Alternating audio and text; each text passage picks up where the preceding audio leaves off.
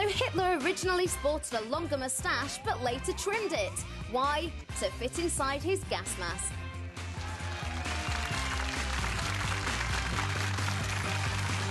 That's right, the longer version that he used to have used to interfere with the seal of his gas mask. So just go to show. There we go.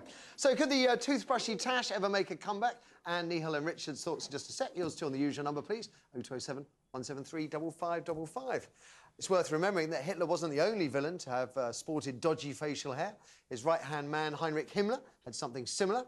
Neither Stalin nor Genghis Khan were famed for their smooth-shaven faces.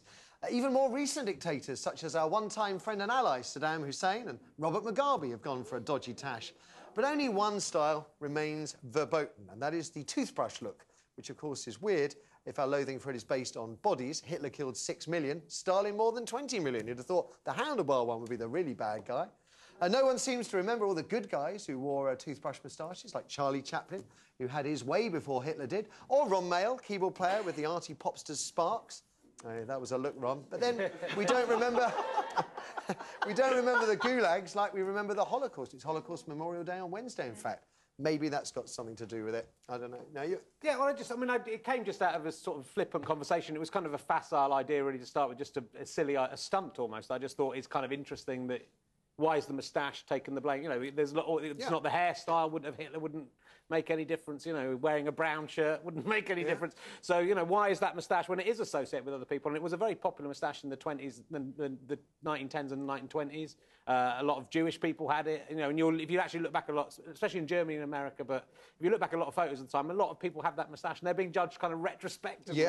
Because it stands for fashion. So I was just interested with the way a symbol becomes changed, and Hitler changed a lot of symbols, like the swastika, and you know, and the BNP tried to appropriate Spitfires and things like this in their last campaign. It's interesting the way people appropriate a symbol and try and change its meaning. So what reaction did you get last time you had it? Because you're going to shave down on Friday. Yeah. I did it for about 3 months, and it was kind of weird because it just made me feel very uncomfortable, but I didn't really get that much reaction. So the worst thing is that people would probably laugh at you, and I was trying to reclaim it for comedy, I was trying to reclaim it for Chaplin, and so I realised people like... You didn't go around like that, though, with your hair...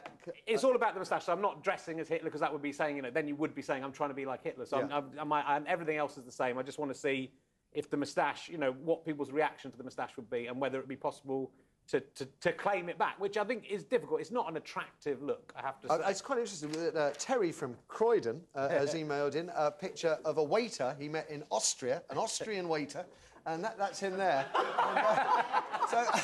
And he's gone, and you look astonished. You look absolutely astonished. There's very few people. It's kind of quite a popular moustache still in the African continent. There's a lot. But he's got the hairstyle as well. I know.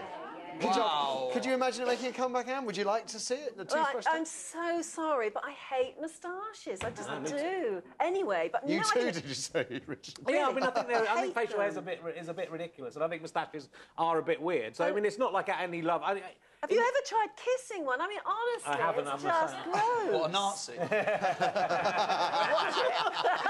about you, Neil? Could you imagine growing one? No, I just think that the reason that the Stalin moustache stuck around is probably village people. Because they gave it that kind of camp disco feel that's taking the power away from it. So, isn't it? I mean, if you look at the body count, that Stalin was a much badder guy, and nobody ever picked up on his tache.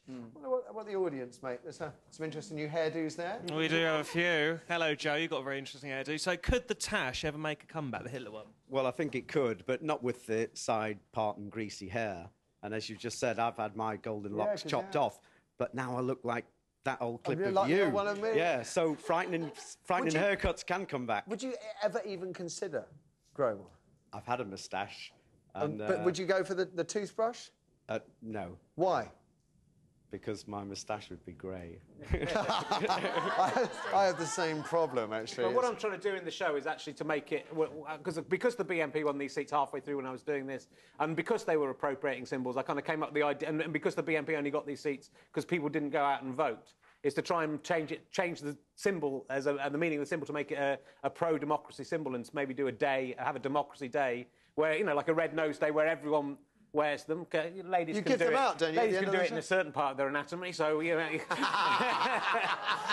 so that's the only place it's popular and that is something that children might learn about in their new porn classes. But that, Joe, and you guys at home is all we got time for today, I'm afraid. Have to make way for Trisha. Richard, great Thank to you, see mate. you again. Thanks for Thanks having for me. all of that. Cheers. And